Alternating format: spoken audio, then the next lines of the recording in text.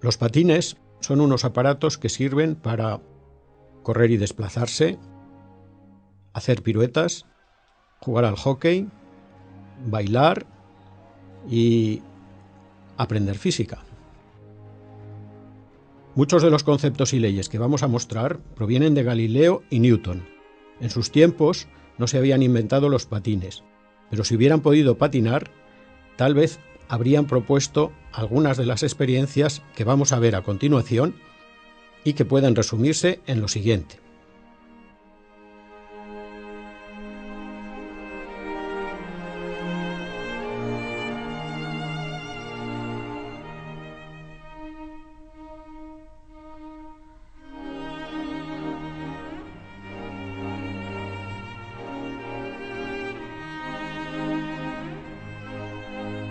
Esto es, propiedades que pueden ser medidas, con módulo, dirección y sentido. Acciones que se ejercen recíprocamente entre dos o más cuerpos. Como la velocidad también es un vector, pueden cambiar su módulo o su orientación.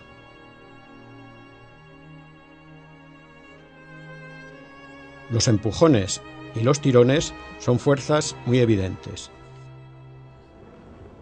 Bueno, yo estaba en reposo y con el empujón he adquirido una cierta velocidad.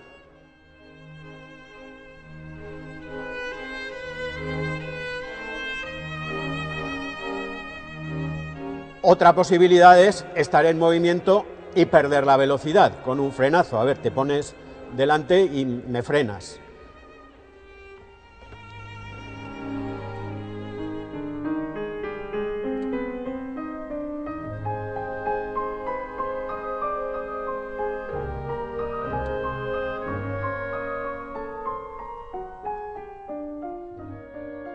En lugar de empujar, podemos ejercer fuerzas tirando.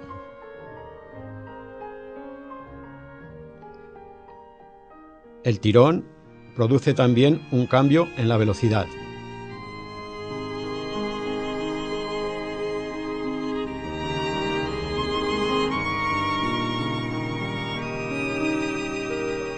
Se produce el mismo efecto cualquiera que sea el que tome la iniciativa en la acción de tirar.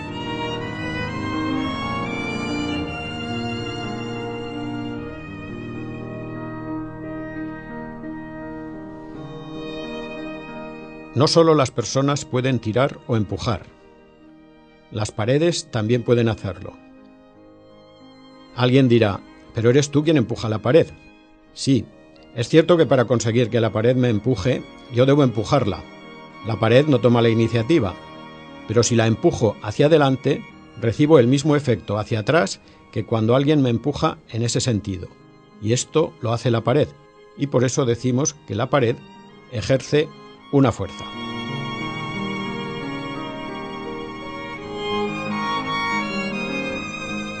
Si hago el gesto de empujar con los brazos, pero no hay pared, no consigo ningún efecto. También las fuerzas pueden cambiar la dirección de la velocidad. Entonces, vamos a ver que para girar se precisa una fuerza.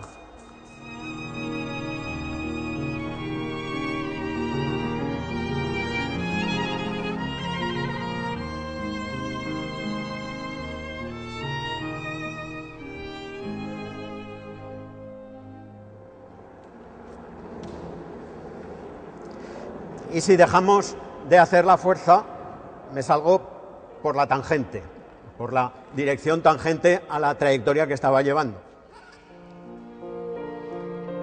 El modo de conseguir una trayectoria circular es ejercer una fuerza que sea perpendicular a la velocidad y constante en módulo. De este modo, esa fuerza únicamente cambia la dirección de la velocidad.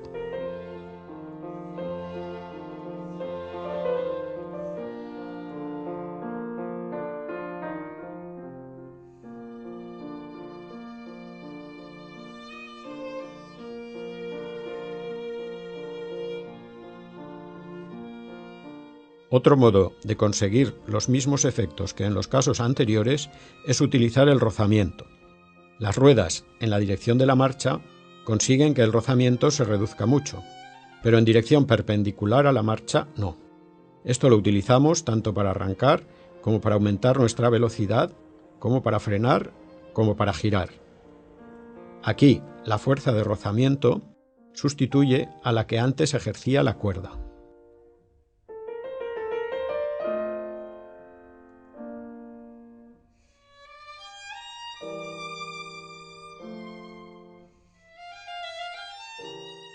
Los tacos de goma pueden ejercer una fuerza de rozamiento que se puede emplear tanto para arrancar como para frenar.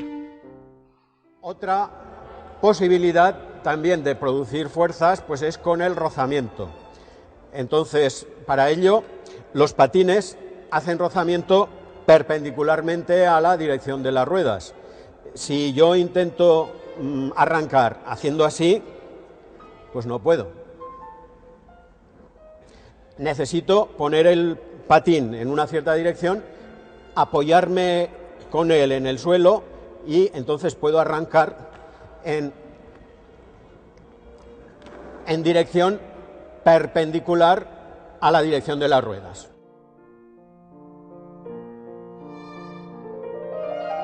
Para que un patinador pueda acelerar, es preciso que algo exterior a él le ejerza una fuerza. Vamos a repasar algunos de los ejemplos que hemos visto y notaremos que siempre hay algún cuerpo que ejerce una fuerza externa que acelera al patinador. El alumno hace fuerza sobre el profesor. El suelo hace fuerza sobre las ruedas. El alumno hace fuerza de nuevo sobre el profesor. El suelo sobre las ruedas. La pared sobre el profesor. El suelo sobre los tacos. Las fuerzas que hemos visto hasta ahora se denominan fuerzas por contacto, porque se precisa un contacto entre el agente que produce la fuerza y el cuerpo sobre el que actúa. Los mismos efectos que producen las fuerzas por contacto los produce la Tierra a distancia. Esto lo comprobamos soltando objetos desde una cierta altura.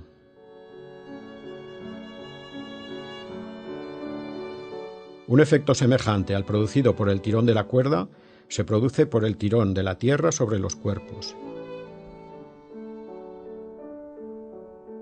La Luna gira gracias a la fuerza que ejerce la Tierra perpendicular a su velocidad, como los patinadores giraban gracias al tirón de la cuerda.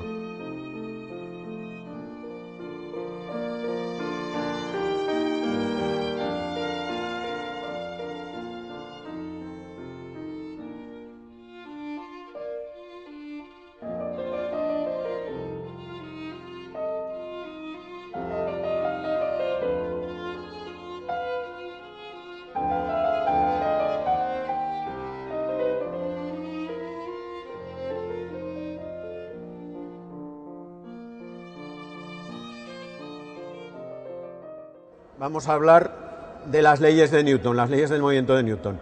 La primera ley de Newton, la ley de inercia, dice que todo cuerpo permanece en reposo o en movimiento rectilíneo uniforme a no ser que haya una fuerza que actúe sobre él. Entonces, voy a coger una cierta velocidad, voy a dejar de impulsarme y deberé mantener un movimiento rectilíneo uniforme. Lo voy a hacer en aquella pared.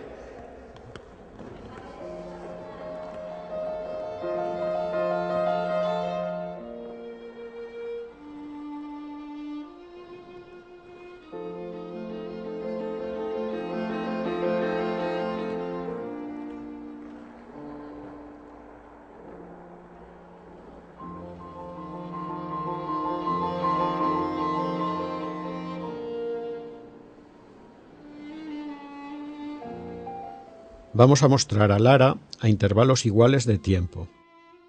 Observamos que recorre espacios iguales.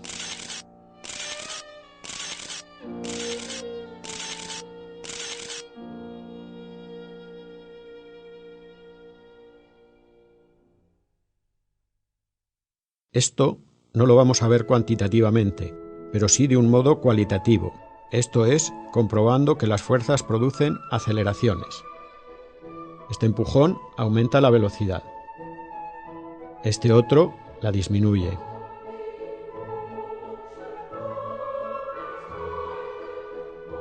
Este tirón aumenta la velocidad.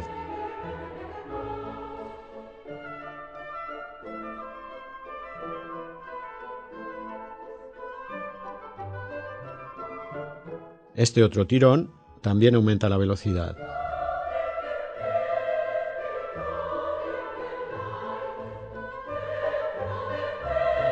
Este empujón de la pared aumenta la velocidad.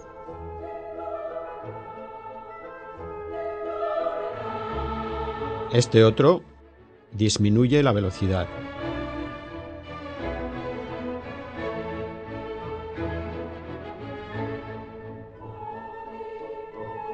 La fuerza de rozamiento aumenta la velocidad.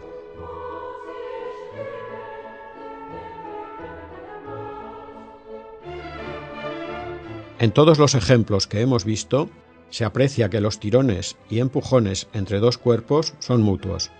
Lo que no podemos ver sin medir es que son exactamente iguales. En este caso, se muestra que la niña, que tiene una masa mucho menor que el hombre, sale con más velocidad que éste. Si las fuerzas mutuas son iguales, el cuerpo de menor masa resultará más acelerado y, por tanto, en el mismo tiempo, adquirirá una mayor velocidad.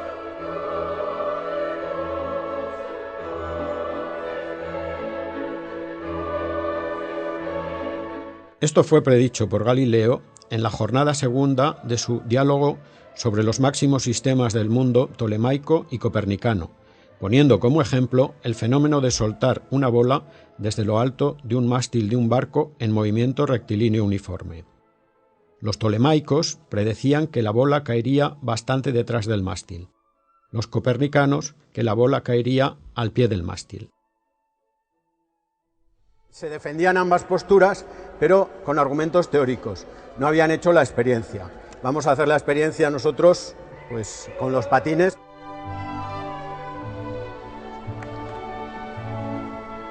Al parecer, los copernicanos tenían razón.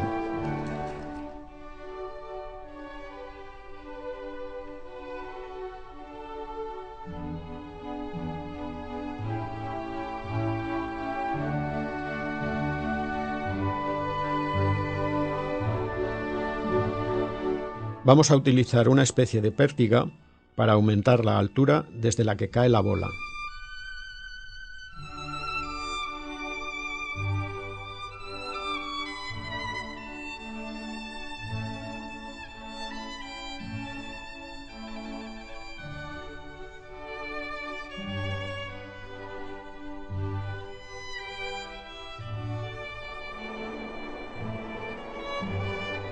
La bola cae como predecían los copernicanos.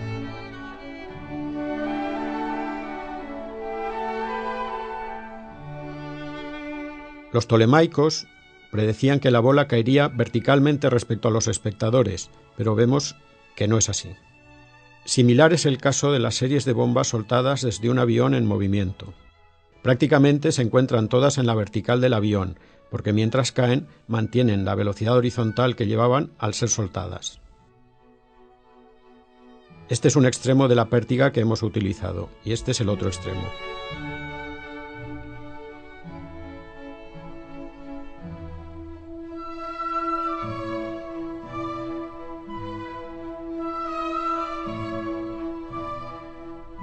Otra situación similar es la siguiente.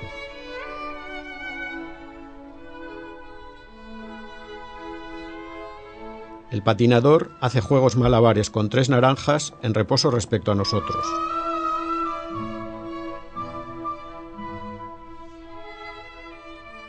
Ahora el patinador va a hacer juegos malabares mientras se desplaza con movimiento rectilíneo uniforme respecto a nosotros. Respecto a él, las bolas se mueven del mismo modo que cuando estaba en reposo. Los dos sistemas de referencia fijos en el patinador son equivalentes mecánicamente.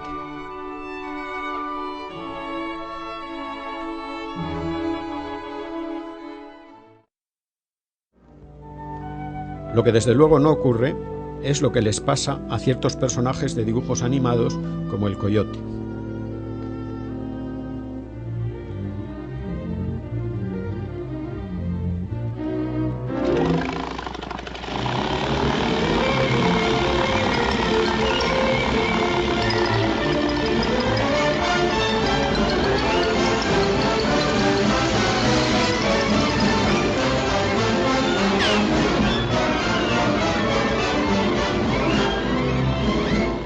Cuando deja de ser empujado por la máquina, deja de moverse horizontalmente.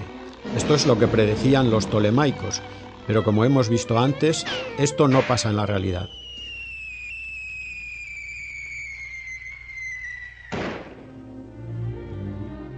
Hay otra idea incorrecta en esta historieta. Su procedimiento de impulsión no funcionaría en la realidad por la tercera ley de Newton. La máquina hace fuerza sobre el agua y el agua sobre la máquina, igual y de sentido contrario. No hay una fuerza exterior al sistema Coyote, mecanismo de impulsión.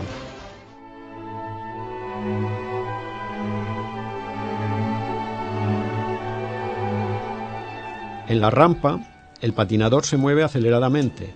Respecto a él, las naranjas ya no se comportan del mismo modo. Respecto a él están aceleradas horizontalmente y no puede hacer malabarismos como antes. Hay al menos una que se le escapa.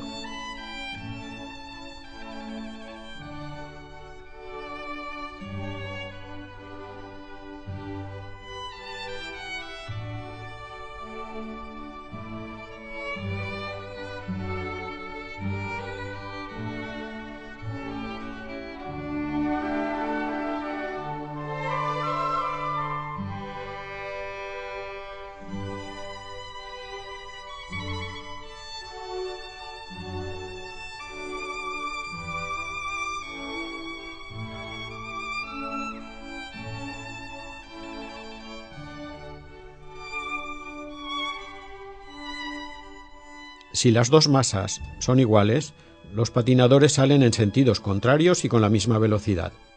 Si uno de ellos tiene menor masa, saldrá también en sentido contrario, pero con mayor velocidad.